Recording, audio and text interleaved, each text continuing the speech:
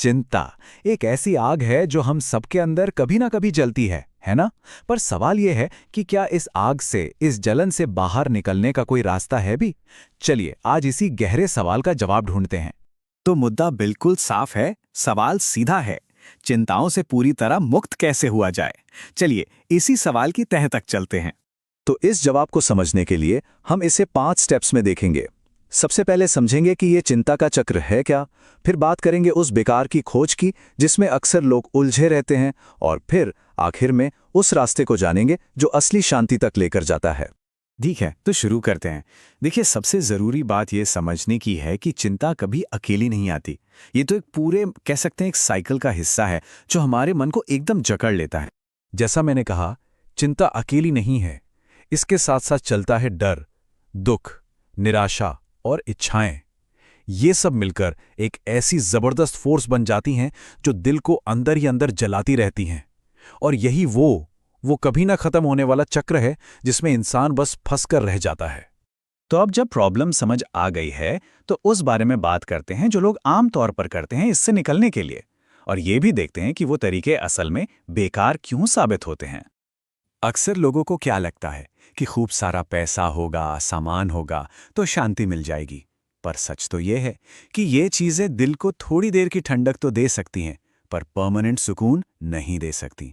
असली शांति तो वो चीज है जो कभी टूटती नहीं, जिसमें कोई डर नहीं होता और जहां चिंता का नामो निशान नहीं होता।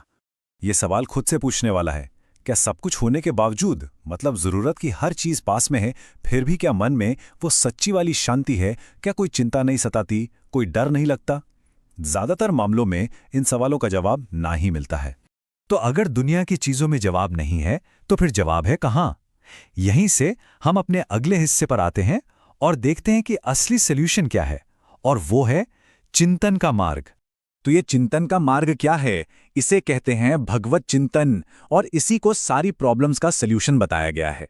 देखिए, ये सिर्फ कोई थॉट या आइडिया नहीं है, बल्कि एक एक्टिव प्रैक्टिस है। मतलब मन को दुनिया की चीजों से हटाकर भगवान पर फोकस करने की कोशिश।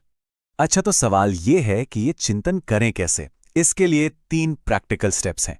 पहला, भगवान के शरण लेना। दूसरा, उनकी लीलाओं की कथाएं सुनना।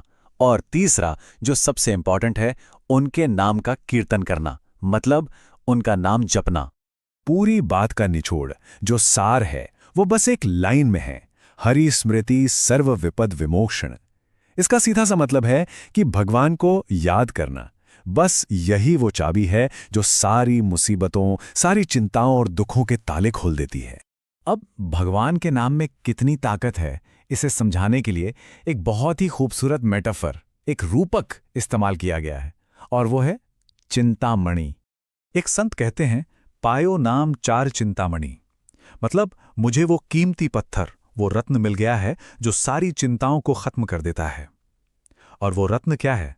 वो है भगवान का नाम। चिंतामणि एक ऐसा जादुई रत्न माना जाता है जो हर इच्छा पूरी कर सकता है। तो कहा यह जा रहा है कि भगवान का नाम भी बिल्कुल उसी चिंतामणि जैसा है। अगर वो दिल में हो तो फिर किसी और चिंता की जगह ही नहीं बचती। तो ठीक है, इस रास्ते पे चलने से और इस चिंतामणि को पाने से होता क्या है आखिर में? मतलब इसका फाइनल रिजल्ट क्या है? फील कैसा होता है? कहते हैं कि इसका असर इतना गहरा होता है कि इंसान सच में खुशी से, आनंद से नाच उठता है। ये सिर्फ चिंताओं का खत्म होना नहीं है, नहीं, ये उससे कहीं बढ़कर है। ये एक ऐसी ब्लिसफुल स्टेट है, एक ऐसी खुशी की अवस्था है जो शायद पहले कभी महसूस ही ना की हो। तो होता क्या है? नाम जपने से सारी चिंताएं, सारी रुकावटें खत्म हो जाती हैं। प्रेजेंट और फ्यूचर दोनों अच्छे हो जाते हैं, और सबसे बड़ी बात, मन को वो सुकून मिलता है, वो आराम मिलता है जिसे वो हमेशा से ढूंढ रहा था। तो आखिर में ये सवाल सोचने पर मजबूर करता है कि मन की असली दौलत क्या है? दुनिया का पैसा और सामान, या फिर स्मरण, यानी उस डिवाइन पावर को याद रखना? शायद यही मन की सबसे बड़ी और सच्ची दौलत है।